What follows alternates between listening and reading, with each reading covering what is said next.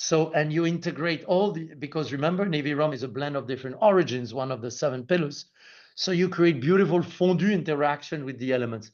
Think about fondue is what happens, the magic that happens when a sports team is great sportsmen or sportswomen, and when they work as a whole.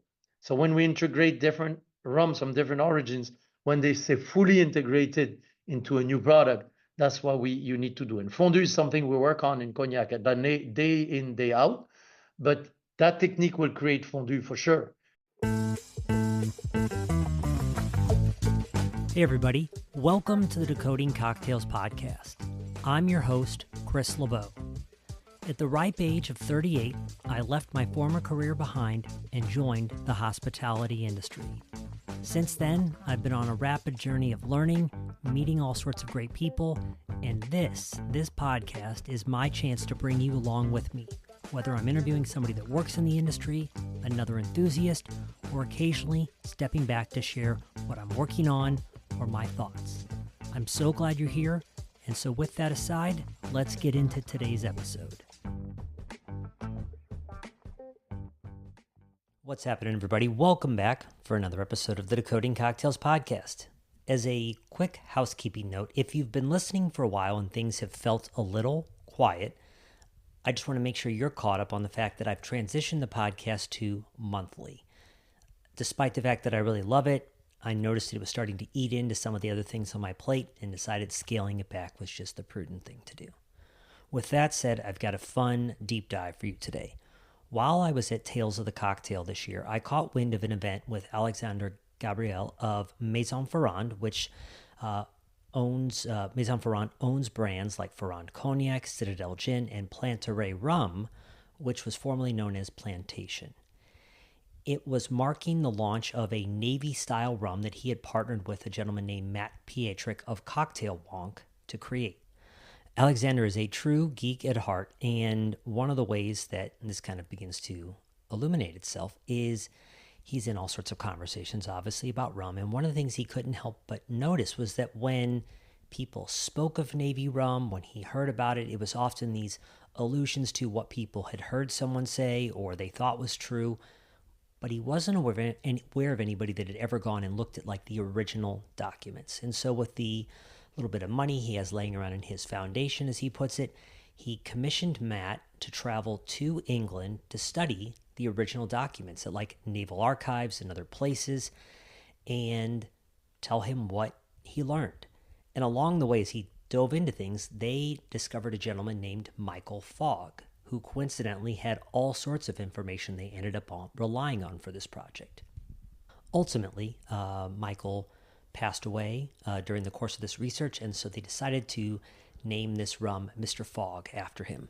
But this wasn't just about the launch of a rum, it was also to commemorate the publication of an entire book on Navy rum called Exploring 300 Years of Royal Navy Rum and Its Techniques. The first large chunk of the book is Matt's whole history of it, which is honestly very fascinating. But the second part, for the drink nerds in the room, is Alexander lines out 7 pillars of Navy rum. The first one is that Navy rum is always going to be a blending of rums. There's going to be some array of double aging, likely in the Caribbean and then in England. The use of used barrels. The dynamic aging process. One of the things they talked about is that as it travels across the ocean and sloshes around in a barrel, they can tell that it actually has an impact on things. What they call Navy active vatting, and this is where they have open vats that blend things together, and more on that in just a minute. Issuing proof. This one was actually very fascinating from a historical standpoint, that because of things like the 7th pillar, which is about the adding of burnt sugar to rum, when you add things that aren't alcohol to a spirit, with the technology they used to evaluate proofing back in the day, they actually weren't capturing the actual proof of things because those are going to obscure their measurement tools. So how they determined what they feel like is the actual proofing of Navy rum, which is fascinating. Alexander is a very excitable guy and someone who it sounds like is down for all sorts of experiments. And so one of the things, going back to the active vatting thing that they decided to commit to for this process is essentially using open air large vats or barrels. And when we talk about the aging of rum, we often talk about evaporation through angel share. And that overall is about 4%, is what Alexander said. And for this process, it was 15%. And so, as he will put it in the conversation, you've got to be crazy enough to throw all that extra money out the window right there. The book is an incredible deep dive. I highly recommend it, is what I mean to say. I highly recommend it for the geeks out there that want to dive into things. I've also had several bartenders tell me, as an aside, unprompted, God, this plantation, like Mr. Fogg rum, is delicious. So you've got to try it too. You can find Alexander on Instagram at Alexander, now that's with an R-E as opposed to E-R, Alexandre Gabriel, Gabriel .masterblender, or check out the broader Planteray line at Planteray Rum or PlanterayRum.com. Enjoy this conversation.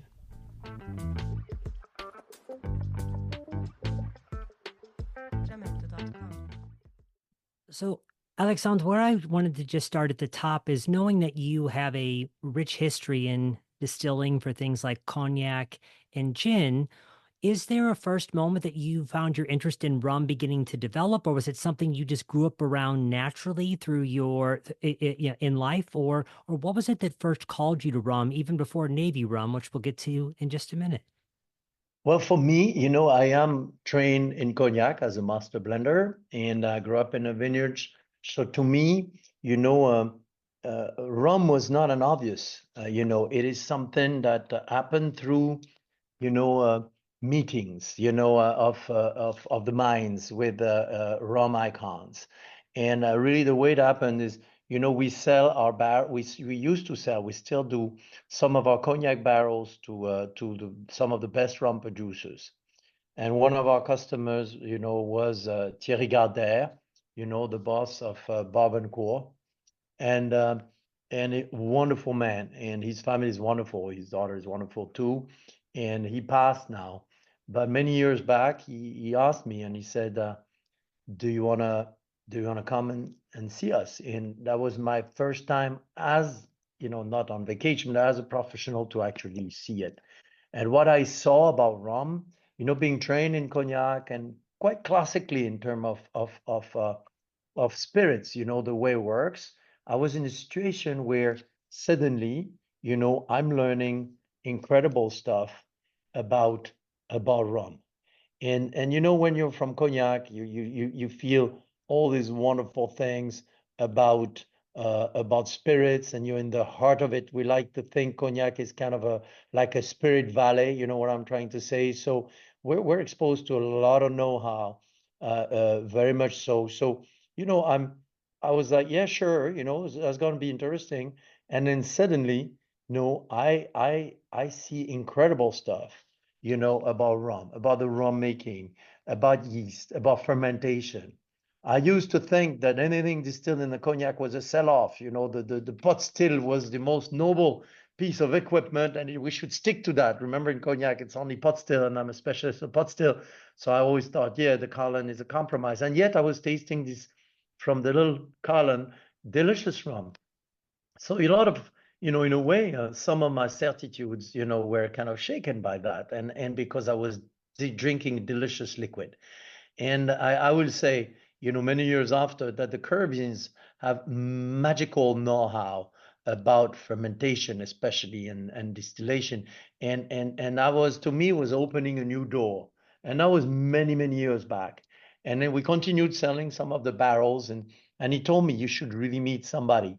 You're going to be soulmates. He's extremely imaginative. He researches Laurie Barnard, at the time master distiller at you probably know St. Lucia Distillers. In fact, I'm looking at this portrait here in my office in Cognac. I have him right next to my mentor and the person who raised me, my grandfather. These are people to me that were so important. And when I met Laurie, there was really a before and an after. These were my mentors. Not only opened the doors to the Caribbeans for me, in terms of meeting some of the best distillers, because he believed, we had so much to share. We shared so much. We shared a lot about imagination, the rum of tomorrow, but also the techniques of rum. We were like kids, frantic about Pokemon cards and swapping our Pokemon cards, and that was our know-how. In fact, we did that for quite a few years. He had never come to France. He came to Cognac. He came and stayed and lived with us, several times.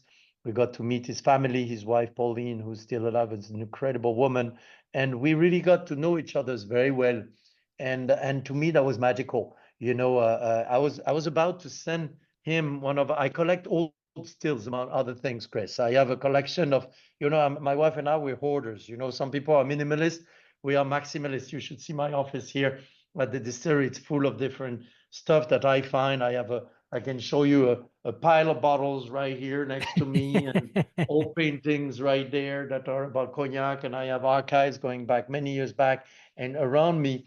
One of my collection is old pot stills, so I have pot stills going back to the 1700s, and the most recent who are 30 years old. I just bought another 8 pot stills. One is just to harvest for pieces, but cognac stills, 7 full-fledged, 25 hectoliter stills, 60 years old, hand-beaten copper, and I collect these, and so I was about to send him one, because he collects stills that then puts them to work, in St. Lucia, and then I was informed that he was very sick with a cancer.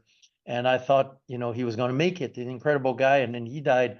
That was 2012, a while ago now, and he passed, and that was a big loss.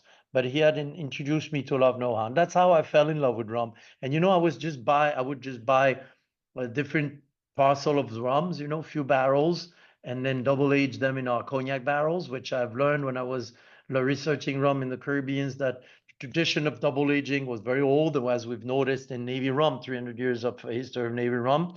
But I'd love to tell you that was the fruit of my imagination. It's just reenacting, like I like to do, research things. Creation doesn't happen in a vacuum. Creation is a lot of work. Today I was, was with the team at production. We're researching, like mad people, about the present and the past of spirits to invent new spirits. So that's how it happened. Was along many years, and I fell in rum from in the inside, from the magic of the way it's made and the way it tastes, and there was no looking back, by doing this incredible range, and we're creating at the time plantation. I grew up on a farm.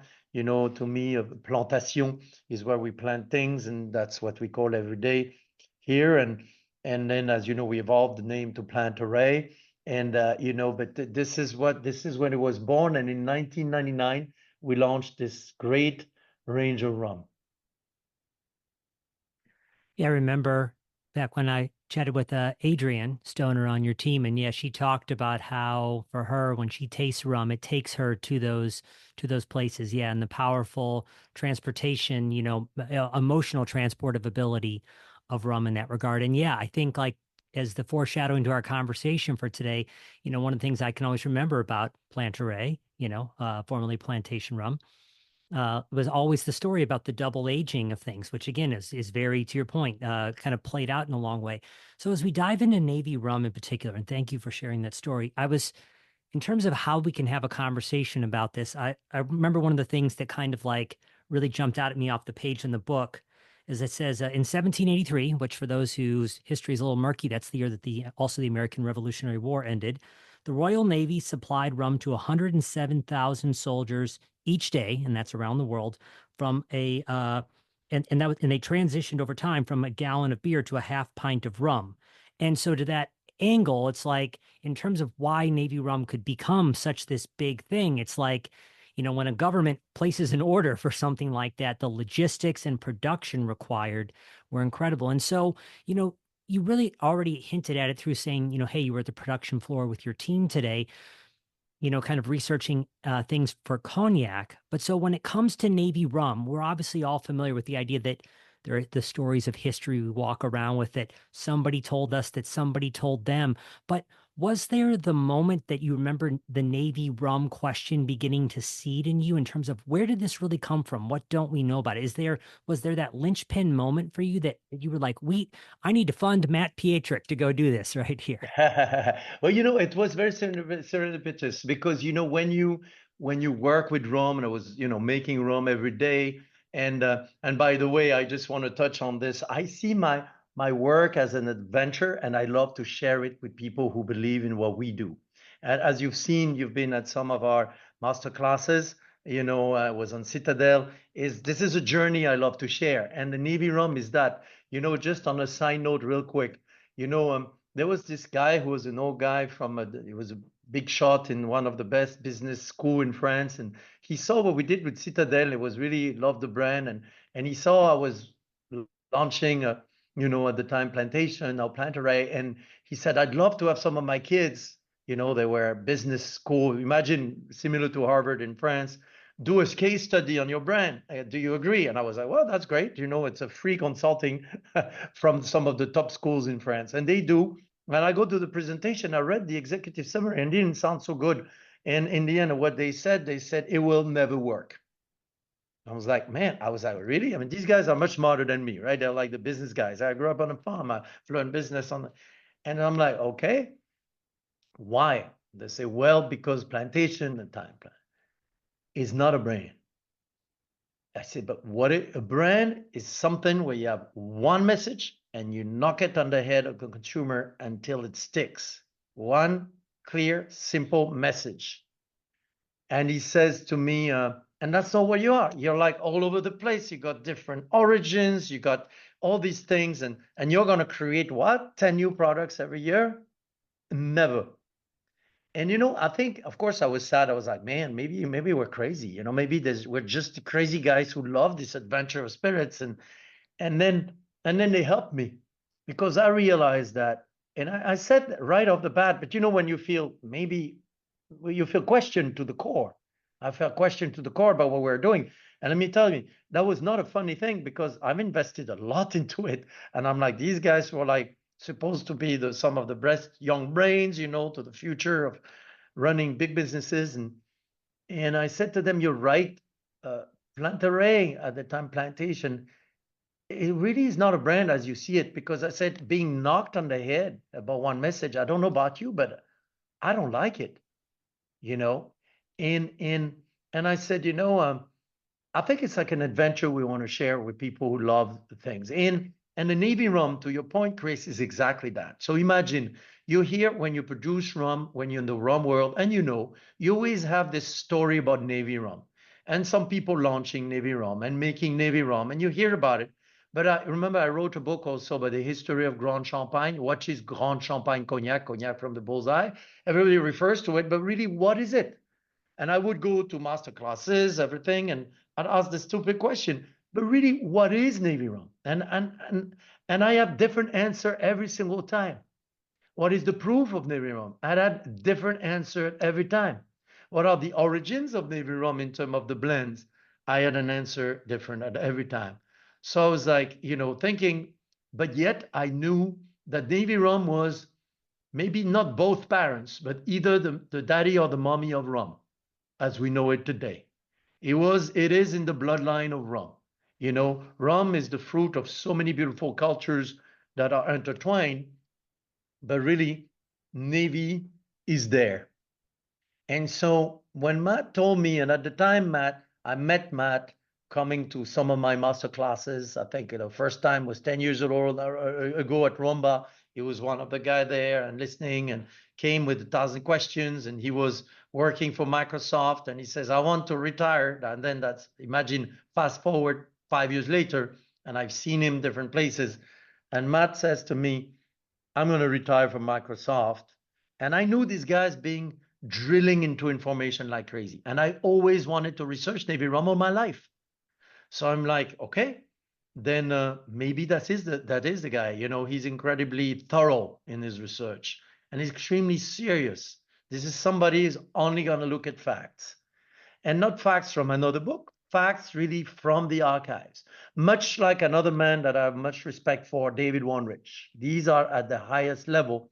And David Wondrich is a PhD, into literature, research, history, and so a double PhD actually. These guys are really scholar in the way they research. So I'm like, okay, Matt, are you interested by that adventure?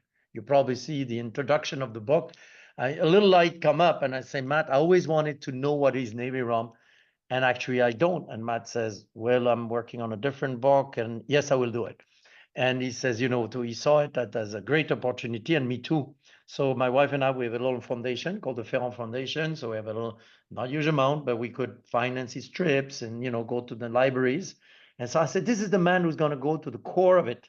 And I tell you, Chris, I've been doing research on different spirits for 35 years. I did the same level of research on Curacao with Dave Wondrich when we created Curacao.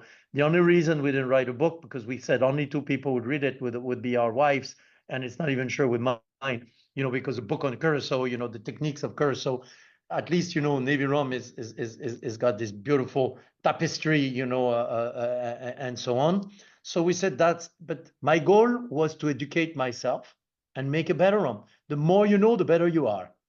And so I wanted to learn more about the way they made this rum, and I thought could inspire me or validate or invalidate things that I thought were core, to the techniques of rum. So that's how it came to life. And I thought that was going to be so for my team and I, we create collectively and to just be smarter. We do research like this. We did the same research, like I told you, Curacao, many other products, by the way. This one just, I thought was so fascinating. 6 years of 6 months he was almost done with his book, but I have done, this is my third book, only second that's published, participating. I always know that when you're finished you have to let it down for a year or two, because you discover more stuff and you're like, man, I should have put it in that book, because you discover something maybe you're wrong about, or that you discover. So we let it seep for 4 years, 3.5 more years. My fault, by the way, because I was not finished also my part either. And my part, as you've seen probably, and thank you for reading the book, was to say from all these discovery that were done, that we've read, all the archives, including Mr. Fogg's archives, we read through hundreds and thousands of pages of contracts. That's my night activity. That's why I have circles under my eyes. And what are the pillars? Something that you find when finally, Navy rum is a grown-up kind of thing, which we think is in 1850s, 1866, the proof is totally sealed, for example. What is the core? What are the 7 pillars? But that's only came after the research. I had no idea about this. So yes, years of research that led into trying to go to what we think it is. But obviously, Chris, we say that with a lot of humility. If you find something yourself that is complement or even prove us wrong, we will include it in the next book for sure. But that's, I can tell you, is thousands and thousands of archives to come to this book. And I found it so fascinating. I told my team, you know what? We're going to make one. Now we know we're going to make one. and we made one. And that's how Mr. Fogg was born. Yeah, yeah, no, it's first going back to your business school comment, while important, I do think that yeah, some brands or some experiences are about I wonder what's going to happen next, as opposed to some brands, whether it's liquid or not, are about consistency, and some things are, to your point, about adventure, and I think that's for more of our inner romantic. I wanted one clarifier, and maybe I know the answer to this, but when you referred to kind of Navy rum as like the mother or the father of rum, is it that the industry, Alexandre, had existed for a while, but with that sudden demand and production requirements, that it really forced the industry to grow up? One of the things we talked about in the book is like the idea of rum as commodity before it became a brand. But by needing so much, is it that the production standards just had to increase so much? Is that why it might be the mother or the father, if I understood your comment? No, it's a very interesting question, Chris. I never thought of it that way, but you made me think here. You make me think here. I was thinking in a technical way. It's the father, but you're talking here historically, culturally, and even in a business side. I think you're right. Imagine if you have a customer who's everyday buying. It's like any act of creation. I'm very inspired by a lot of artists. And the artists very often, if they have this think about Michelangelo and all these guys. They had customers very often. The church, say, oh, we have that church. We'd like you to do the ceiling, and then it's another one, and so on. That creates a draw, And in that case, there was a customer with a draw, and that ended up creating a style. But also, I think historically, think about it. The Navy first, was drinking, as you know, beer, brandy, many different things, by the way. And you've seen in the book. And then suddenly it's more and more rum. And why? Probably necessity. When you are on the other side of the Atlantic, it's kind of hard to send an order. There was nobody that could express ship it to you. So you had to take what you had, and rum was made there. And then you buy rum from one barrel, from one island, and then you top off your barrel and you go to the next island, you top off your barrels, and then suddenly it's a blend. Because I don't think you had a barrel of each and you say, oh, tonight, sailors, which one are we going to have? There was just like topping off and then realizing something that we master blenders know. When you blend different elements and then you can do it skillfully, you create layering, you create complexity, you create interesting things. So I think it was born out of necessity, and this practice of loading up the ship on one island to the other, realized in that. And also the necessity of later on, when imagine you're the master blender of the Navy, suddenly you want to create something that's got the right balance and some consistency, and then your resource, and you need so much rum, you're going to start blending to create your own style and your own mark, and where you're going to look at your quality and your cost, right? But that why I say it's the mother or the father of rum. That blend of different origins is part of the heritage of rum that you still see now. I think I created the Three Stars plantation at the time, Planteray, with that in mind. Imagine with Trinidad, Jamaica, Barbados, created the OFTD overproof rum with that in mind. I created the original dark with the Barbados and Jamaica, two beautiful terroirs with that in mind. But I'm only walking in the footsteps of this long history that was established probably with the Navy. But it's the same for double aging. It's the same of some of the techniques used, the browning and all of that. All this was rooted technically into. But your question is really great, because it makes us think that having such a draw of demand, it structured a style. Right. So one, people should get the book because it is for the nerds out there. It's a fantastic piece. So it feels like the Navy begins to make its transition towards rum, and so obviously the demand goes through the roof. And so a couple of big things happen, and jump in here because I certainly want to talk about how you arrived at how you created Mr. Fogg. But like in order to keep ships from harboring for weeks, the West India docks were built, which were designed to be very, very efficient. And so ships could very quickly offload all of this rum that they were purchasing in the island. So it seems like some of the things we know about Navy rum is that we have a blend of lightly aged rums that are coming across the ocean. And as they come across the ocean, again, things that you guys I know have been experimenting with for a while, but as they are shifting in the barrel over the course of that journey, it is forcing even more interaction with the barrel. Absolutely. Then we are blending it to some degree in that way. And from there, then you, of course, you get to your big questions around proofing and open vatting. But really, the idea was the Navy was concentrating a lot of this rum in one place. The blending and the active blending of that was taking place. And so you guys kind of were able to take all that research to your 7 pillars and ultimately create what we have right here today in that regard. No, you're right. And think about it. It's born a lot of delicacies are born of our necessity. Think about French people eating snails. I don't think anybody looked at the snail and said, that looks delicious. I'm just gonna cook myself one. I don't think everybody, you tell me. But I think, somebody probably is in a difficult situation and there's a snail and they eat it, and how you make the snail tasty. Well, my grandmother used to be incredible, harvesting the snails on the vineyards, and you use butter and garlic. I mean, what's wrong with a lot of butter and garlic? And it became a delicacy, right? The escargot. Now, Well, this is maybe a funny twist to it, but here the docks is also a necessity, right? You got these ships and they're full of rum, and you're right there in the barrel, and with the movement of the sea, dynamic aging, right? Also necessity.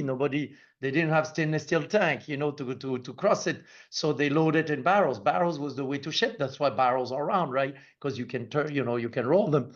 And so on the ship, the movement of the ship, you got the rum that interacts with the wood as you described extremely well, but then you have to offload it as soon as possible. So the guys store it. And where do you store it? You store it by the Thames or by the river that you're in, happen in Bordeaux and Cognac and so on. And you got that humidity. Necessity creates humidity, creates beautiful aging condition because it saturates the air with water. So the harsher alcohol evaporates. So your angle share is different. And again, that design style, not only of Navy rum, but Navy rum is an offshoot of dock rums, the rum that aged on the dock, and which is also in the book. These are these old traditions. So all these necessities that shaped rum and Navy rum forever, forever. And that's why very often you see us being very adamant to protect certain practices. For example, active or vatting. Vatting is super important in the history of rum. And I got to tell you, the one day Matt is in the London, and a lot of these things were intuitive. I knew totally double aging, that was normal, right?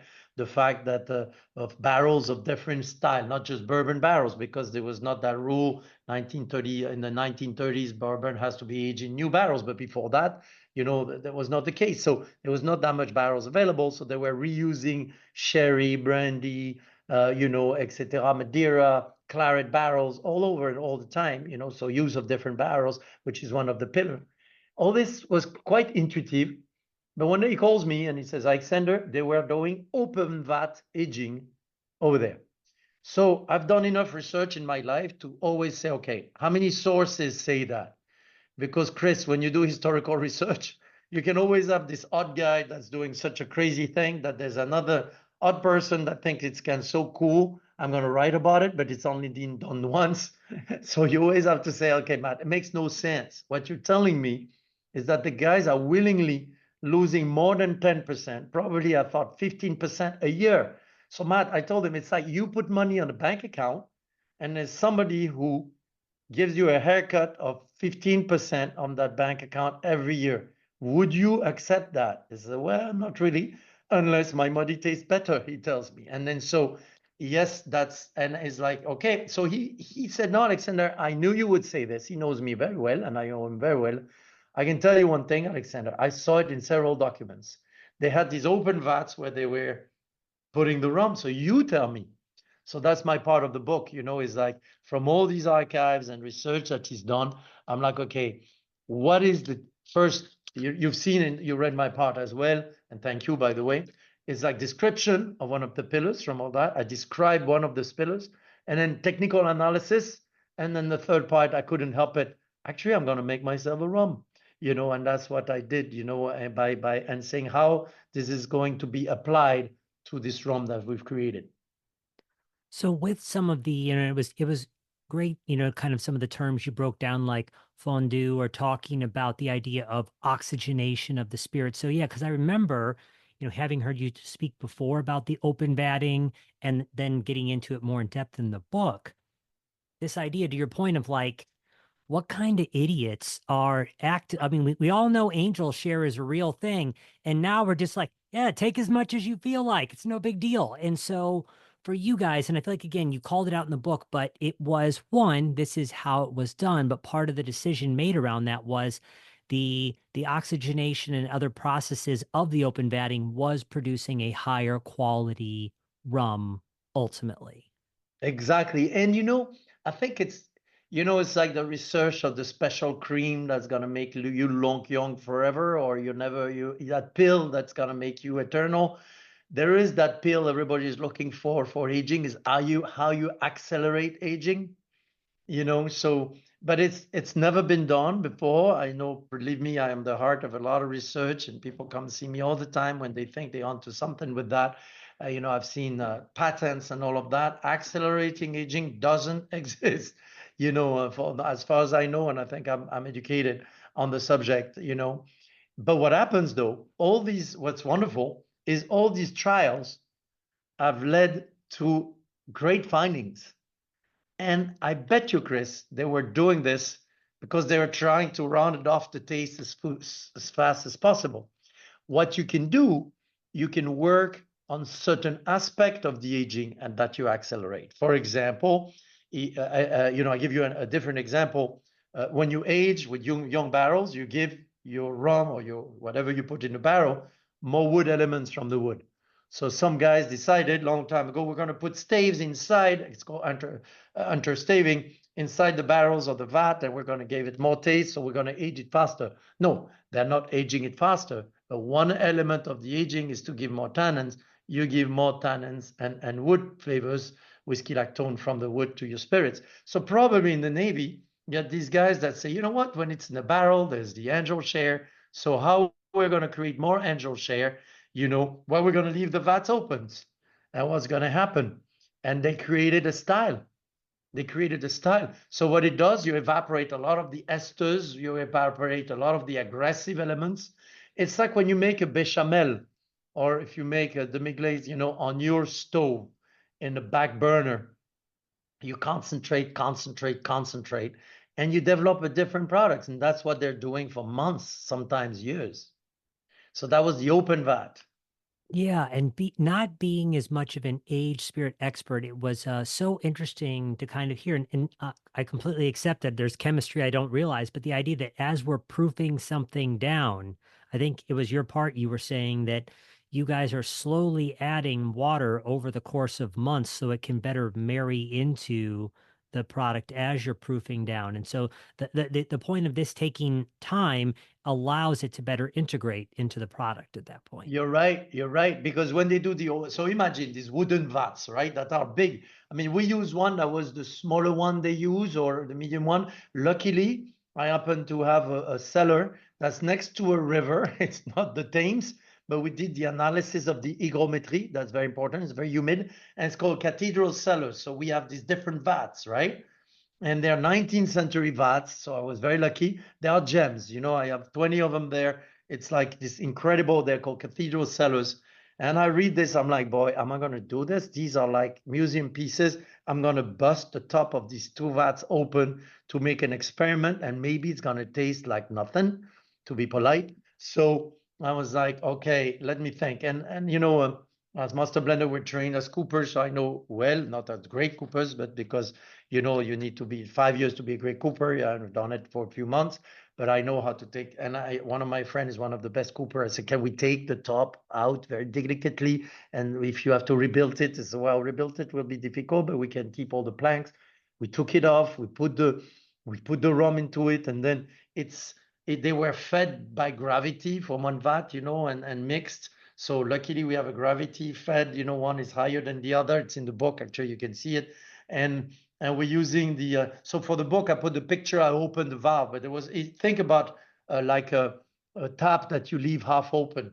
I opened the whole tap for the picture so you could see it, but then it just trickles down into the vat, and when it's empty with the pump, you put it back up and let it trickle down.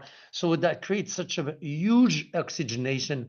So, and you integrate because remember, Navy rum is a blend of different origins, one of the 7 pillars. So you create beautiful fondue interaction with the elements. Think about fondue is what happens, the magic that happens when a sports team is great sportsmen or sportswomen, and when they work as a whole. So when we integrate different rums from different origins, when they say fully integrated into a new product, that's what you need to do. And fondue is something we work on in cognac day in, day out. But that technique will create fondue for sure. And then, of course, but usually you do that. You're not crazy. You do that in a closed vat. So, Chris, in a closed vat, I lose here about 4% a year. Suddenly, I can tell you now, I lose 15% a year. 15%. I had to talk to the government because past 6% in France, you get a fine. You're punished because this is not real. You're doing something else with your rum kind of thing. And the government doesn't have to prove if you evaporate so much unless you prove it's for the bettering of the product, which we did. But that's a lot of paperwork, because that's not intuitive. You're right. Who's the idiot who's willing to lose 15% every year. You know, we did it for a couple of years. Not that many people, but we thought it was worth trying. Very exciting. Yeah, a lot of paperwork and a note from a psychiatrist likely saying that you're not crazy. Uh, um, So another thing that I thought was interesting because is also documented in the history of rum, but to your point of like accelerating aging, we cannot actually speed up time and make something older. Maybe you can do things, but one of the big conversations right now as well is around certain additives and caramel coloring and whatnot. And you list out the commercial product as like E150A or something like that. You're right. And it's used in industry, but at times like its flavor is also undrinkable. It's highly bitter. And you guys discovered in your process this idea of burnt sugar or caramelization. And so I feel like sometimes a purist at this point could be like, I don't want anything in my spirit except for distillate, water, wood tannins. Talk to us about that. And again, you've probably encountered it in other areas of your rum, but so talk to us about adding something like burnt sugar to a rum. Well, if you think about it, and you have to really, this is where you need to be very, very like to learn and to make, and I think to taste delicious thing, you always have to come with a fresh mind. We have to do a build zero up because if you start having prejudgment, prejudice is prejudging. So you judge before you know, right? How can you judge on something you don't know about, right? And you don't. I mean, I'm talking technically. Morally, it's everybody belongs to everybody. But technically, I always tell my team, don't make a judgment until you know everything there is to be known about the technique. And so same thing that we did. And we know very well because of cognac, because of rum, because of their many distilleries, remember rum is produced on a sugar mill originally. These are sugar farms and you produce rum. And everybody, when you make a product, whether you're a chef, you're a distiller, you're trying to make something delicious. Nobody is working hard on something, making something disgusting. You always try to improve what you do. You may be limited by budget. Maybe you don't care, but you're not gonna, even if you don't care, you're not gonna make like something just purposely bad, right? So if you don't care, I'm sorry, you should have another job, but that's what I think. We care. But so long story short, in the old days, we know people made what is called in the Caribbean browning. And browning it's raw sugar. Don't think about domino white sugars. That's this really usually wet sugars or very unrefined sugars, and they caramelize it. And it's used in cooking. When you think, certain dish, your chicken sometimes and so on, you have browning, right? That's part of cooking in the Caribbean. So the rum producer is doing that, and they're doing this. They want to add a nice color to it, and they see that when they make, remember, you're talking about the same substrate that you're distilling from, sugar, because you're distilling from the sugar of the molasses, right? That's the sugars that ferment. And suddenly, I'm just describing history here. I'm not judging, right? So they're making their own at the time. When you look at manuscript and documents from the 18th century and 19th century, they're making what they call caramel. But in history, it became called by the Navy, and then it became even legally a term, burnt sugar. But burnt sugar, because it's made artisanally, they don't burn the whole caramel to what is now commercial, more industrial form called the 150A, E150A, which is the same caramel you find in a lot of different spirits, but also colored drinks, and it's very bitter. So, and they didn't want this. It's cheaper if you burn the whole this. You need, very refined sugar, and in that case, people say it's to adjust color, but it does give some bitter notes. The guys did it differently. They made it artisanally, and they had their own burnt sugar, and they added a tiny amount of it. It's what we found for Navy rum, but as you find historically, and to date, very historical distilleries still make their own burnt sugar from their locally produced sugar. So it's not like it's a new thing. It's this part of it. I know a gentleman in Barbados, Alex McDonald. His father was a trainer. He was somebody who trained different people how to make it. So we were not fully surprised. The Navy declares that they're using burnt sugar, and it's called like that, so it's not like we didn't know what it was. And then a very small amount. And what it does, obviously it's made with the same, it's made from sugar, raw cane sugar. And what it does, of course, it makes the rum darker. As you know, Navy rum is quite dark. And then because there's a few grams of residual sugar, it creates, like the flavor pops on your palate. That's scientifically proven now. The same way that you do a pinch of salt or a pinch of sugar in a dish, it just makes certain flavors pop. Again, pure science, you know. And so, but these guys were not scientific, but they knew trial and error. And that's why you have dosage in champagne, you have a cépage or dosage in cognac, and then in certain ones. And both ways are great, but this is the reality of history. Now, some people who say, look, I just want to distill it, but I just want the wood. Now think, wood is made usually from oak, but also different type of woods. But if you are somebody who says, oh, it's got to be wood from oak, only oak. Well, oak is not very Caribbean, right? We have a debate that's documented at West Indies Rum Distillery Andrew Hassel, the man who runs West Indies Rum Distillery, is starting a PhD on the technical history of Barbados rum making. And there's a huge debate at the distillery in 1930 where they say aging rum into an oak barrel is a corruption of the taste of rum because you're adding the flavor of a plant, oak, that is from a cold climate, and then, into a rum. Who's right, who's wrong? In the end, it's making a delicious product with and learning from the heritage. So yes, the Navy did that, for many years, and it's described in many documents. And we thought that would be kind of cool to try it, and we made it the way they would have had. And as you know, with Planteray, we have some of our rums where we use burnt sugar, and we put it on the label, and it has few grams of residual sugar, very little. You're talking about less than 1%, but it's that little pinch that makes it pop. And then, and we prefer that much, much, much than the industrial 158. But the Navy did it that way. Yeah, and I thought that was kind of magical. And actually, what it triggered in me and the team in Barbados, they said, Alexander, we used to make it in Barbados, and now everybody in Barbados is buying the 158. We used to make it here at this distillery.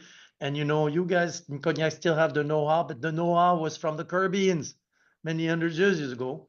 Can we bring it back? So guess what we did? We had a guy who we have actually going to have now our own coppersmith, but I have a coppersmith that built this big copper thing and with a heating system, and we're making it by hand, very time consuming, very costly, and just like a pinch and that's a little touch that makes it very historical and delicious.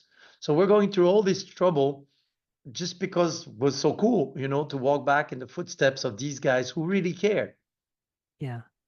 And the other thing that I thought was cool about your dissection of the sugar, because at some point as I was reading this book, and for anybody that picks up the book, they'll realize, these guys are severe nerds. But this idea that as we're reading about the sugar and the question about what's the proofing, and again, like you said, you and Matt and everybody are still open to these, is this is what we think we've learned.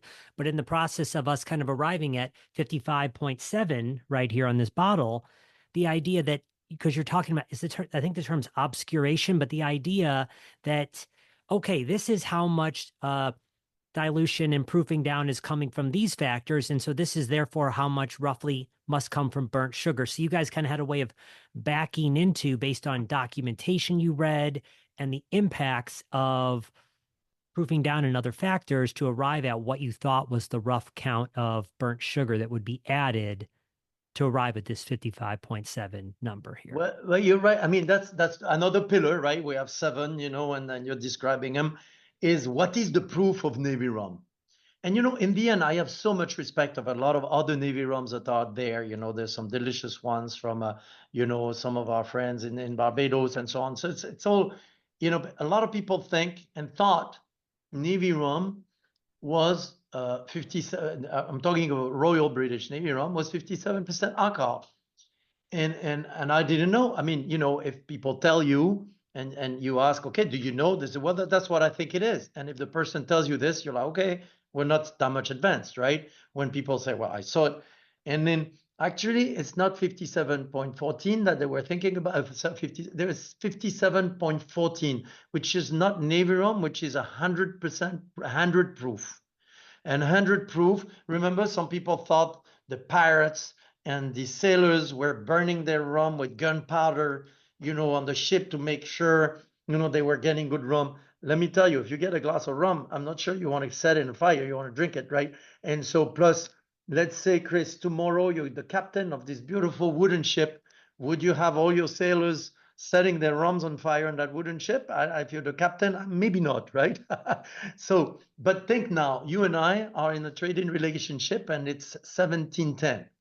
And I'm a distiller and you're a trader and you're buying my rum. You don't have the alcometer, there's no science to decide. So, what is the proof of the rum I'm selling you?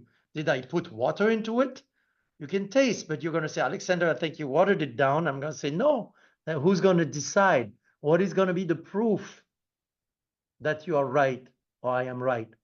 So what is the proof at the time is the flammability of rum.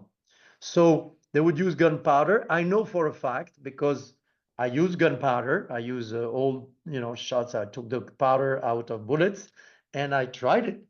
And what happens? A 57.14 alcohol, if you put gunpowder and rum and you ignite it. In fact, Matt was being yelled at his wife. He said, you don't stay in this room with Alexander, because he's crazy. I'm like, I think I'm going to be safe. It's just a little bit of gunpowder. And so he was at the other end of this big room with this camera taking pictures, and I set on fire, and it does. So probably what I'm thinking is that in the old days, people, let's say you're buying rum from me, you want to make sure the proof is enough. It's overproof. You set it on fire in powder. You probably were somewhere where there's gunpowder everywhere or bullet powder. You set it on fire and it's higher than 57.14. Then this is when it ignites. So that is the proof. That's why the term proof, which has nothing to do with the proof in America, which is double the ABV, but a British term, 100 proof is when it lights, it sets on fire. But rum was not at proof or overproof. Remember, when you have a rum that's very high in alcohol, if it's higher than 57 than 0.14, it is overproof. If it's lower, it's underproof. So when we make an overproof, it's higher than that. So, but again, do you want to store on your ship a rum that would be very easy to ignite? Especially if you're British and you have a bunch of French who never were able to do much, but are willing to sink your ship every time they could, then, setting on fire would be, no, you want it slightly underproof. So at the beginning they set their mind in 1866 at 54.5% alcohol. Remember, it burns at 57.14. So they were very wise. They probably tried, we're going to try to burn it. Oh, it doesn't burn. And they set their burn. The only thing is the way they were to measure alcohol at the time was an alcometer. And the alcometer is, I'm going to give you the principle of the alcometer in one sentence. It measures the different density of water and alcohol. So anything that's just not water and alcohol, let's say if it's aged in a barrel, the wood extract from the barrel is going to screw up your reading, right? So it creates a distortion from the real percentage of alcohol. It's created a smoke screen between reality and because it's not just water and alcohol. If you use an industrial vodka and you use an alcometer, your reading is going to be precise. But the extraction from the barrel, if you use a sherry cask, it's going to extract a little sugar elements from it. It's going to create a distraction, and it's called obscuration because it obscures your reading. And of course, if you use browning, as we described, but also all the other elements, that's just not water and alcohol. When you drink rum, we just don't want water or alcohol. We want all the deliciousness of it, and that creates obscuration. And that obscuration, it's actually when we discussed with Matt, I said, there's the phenomena of the aged rum and the browning, you have obscuration. And so actually what the Navy was reading was lower than the sailors got. The sailors got a great deal. They thought they were getting rum at 54.5, and all along they were getting rum at 55.7%. It's a little improvement. They never complained, by the way. It seemed to be fine. And thank God they didn't bring it overproof, but it wouldn't because they could check at that point. And so we thought, man, that'd be great to do it at what the sailors would have to have rum. So luckily, Matt found a document and many subsequent one. And when they explained that, they say, by the way, there's something called obscuration, the early 20th century, I believe. There is obscuration. And actually, we've been delivering more rum than we thought we were because of obscuration.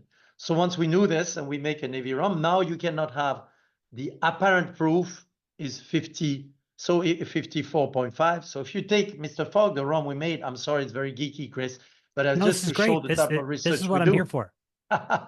is that if you take our rum, Mr. Fogg, and you use an alcometer, you will be, Alexander, what are you talking about? It's 54.5, what the Navy has been saying all along. Now, if you measure scientifically the real percentage of alcohol, it's 55.7% alcohol. So since nowadays you cannot write on the label the apparent proof, but the real percentage of alcohol, the government wants you to not to show, he want to show you actually the alcohol, the real one that's there, then you need to label it as such, which is the way it always was since at least we are sure 1866, which is not the apparent proof, but the real proof. So once we found this, it was like, oh man, sometimes you find this, you're like, a lot of guys are going to think we're crazy, or a lot of guys are going to think, again, here they go again. We thought we knew. And so we said that very respectfully. And we said, look, we're not criticizing anybody doing anything else. I insist on this. There's delicious rums that are produced, sold as Navy rum, and they're wonderful. And maybe they refer to a Navy from another country. All of this is to be respected. What we're saying is only doing things the way, and with all these 300 pages books is only a summary of the research and analysis of these many years of research into the topic. So one of the pillars, not 57%, not 50, 4.5, but actually 55.7.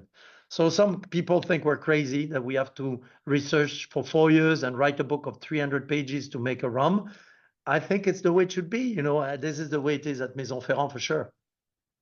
Yeah, no, world full of geeks is a world I want to be in. And yeah, I mean, I think to that end, it's cool the idea of like, yeah, like there's just points in time where back in time, there's plenty of things they did well, but also you have a technology problem is what it is. And so, yeah, it's really cool as well as the beginning as Matt kind of kicked off your research, as he kind of met Michael Fogg and kind of the treasure trove, in addition to all the work he did, but like being able to sit with him. And so it's really a beautifully tasting product. It was really fun to have it a couple of different times. And yeah, no, I mean, while it's not for everybody, I mean, there's so many cocktail and spirit nerds out there that like it's a great read right there. I mean, there's obviously so much you guys put into it, but and we could talk for forever, but is there anything that I've spurred in your mind that would be worth talking about before we kind of wrap up today? Anything that comes Well, to mind? Chris, something that's magical to me is I love the people who do things all the way, and I feel very like-minded, and I think we tracked one another.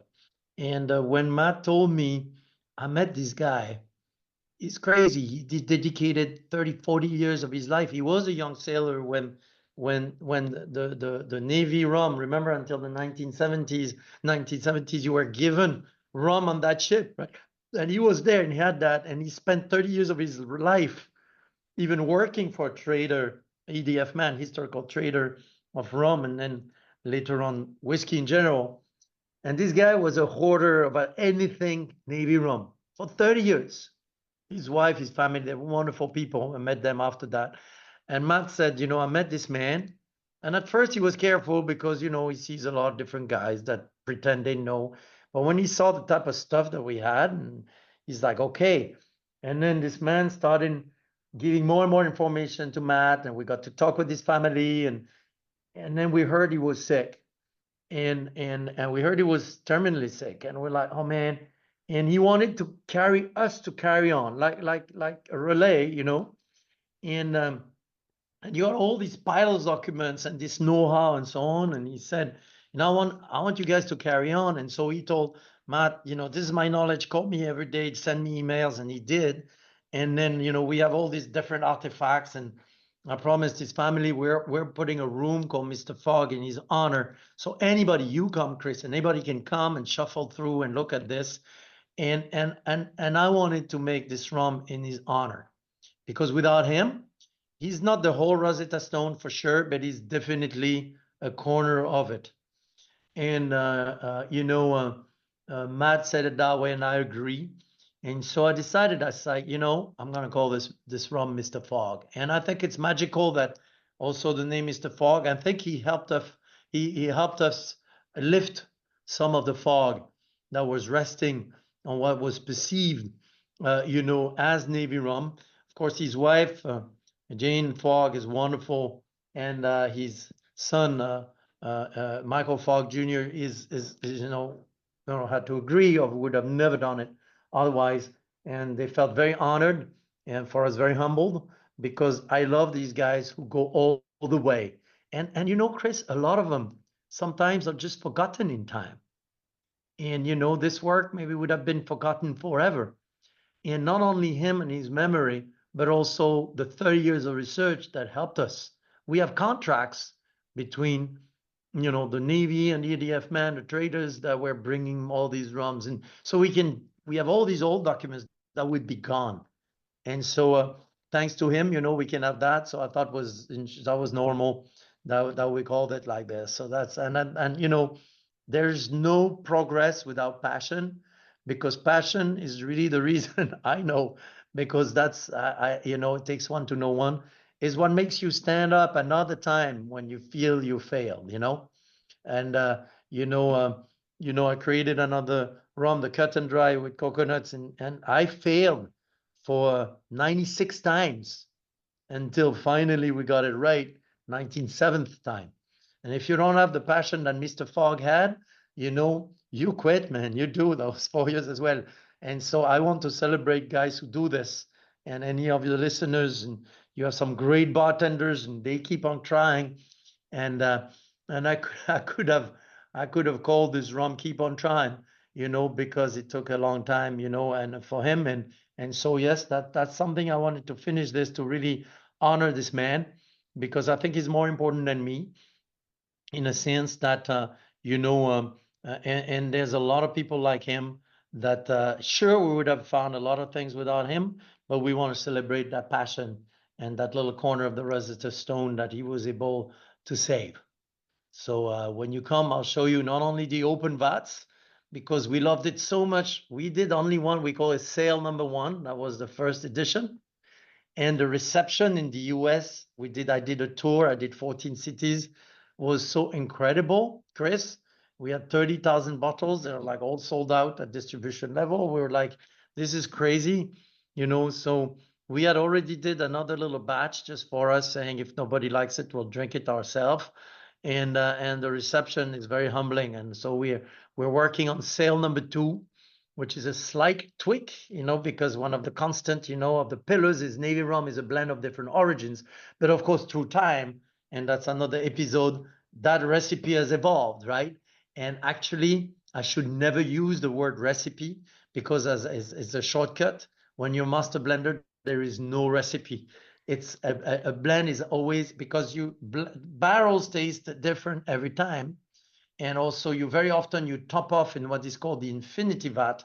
It's there and so on. So the only guide is not a recipe, is your know-how, your determination, your palate, and your nose. That's the only guides that you have every time you work on it. And that's, with these weapons, if I may say, is how we approach sale number two, the same way, with more under our belt than we did. We are at the border of the desert, not knowing how long was going to be that desert, and whether there's going to be a well of water in between. Now we know the path, and we are on to sale number two. In fact, today I was on the floor with the team. We're working with sale number two. That's evolving quite nicely in these two open vats that we decided to keep, and now as infinity vat, because we have they did it also with the Navy, was the infinity vat, Could have been an eighth pillar, but it is so classic for blenders to keep, the previous blend bottom, much, to when you top off with the new one. We sometimes call it the mother, what is left at the bottom. And some people call infinity vat or Solera vatting when you blend more. So that's what I wanted to just give a nod to Mr. Fogg and his family. I was saying, this is something that we did together in his honor. And if he's watching from upstairs, he's probably drinking some of the 15% that we're letting go. He's probably somewhere above here. And we're going to continue. It seems that we're going to continue sending him some rum his way, with the 15% a year. It's honestly, it's a lovely tribute. And yeah, again, just so well researched. And so, no, thanks for taking the time to share. I will, of course, link to the book and to Ferrand and whatnot, but just for the sake of it. So where would you like people to, where should people, if they want to know more about the rum and of course, just Ferrand, where would you like them to find you? And I'll be sure to link to all of that. Oh, thank you so much. Well, for us, we have the, if you're interested with this beautiful adventure that we share with the Planteray, obviously, we have a website on Planteray about everything we do. I am now on Instagram. That is new for me. So, that's kind of my everyday life. But, Alexandre Gabriel, Master Blender. And but also, Ferrand Cognac, that's our adventure about researching Ferrand Cognac and the adventure of Citadelle Gin as well. So all this is shared with our different websites.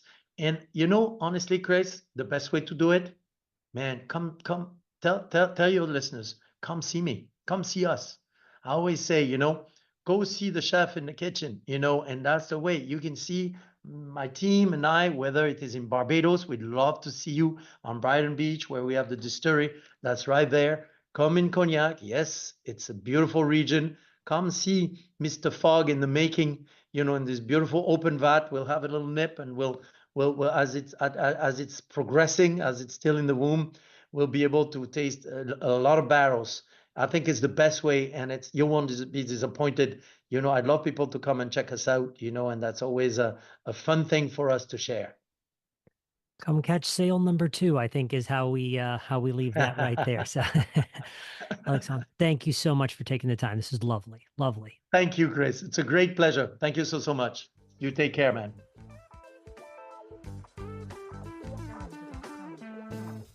Hey, everybody. Thanks for listening. If you enjoyed today's episode, I'd love it if you'd write us a review on whatever platform you listen on, or share an episode with a friend. The show notes are available at decodingcocktails.com/podcast. Happy cocktailing, everybody.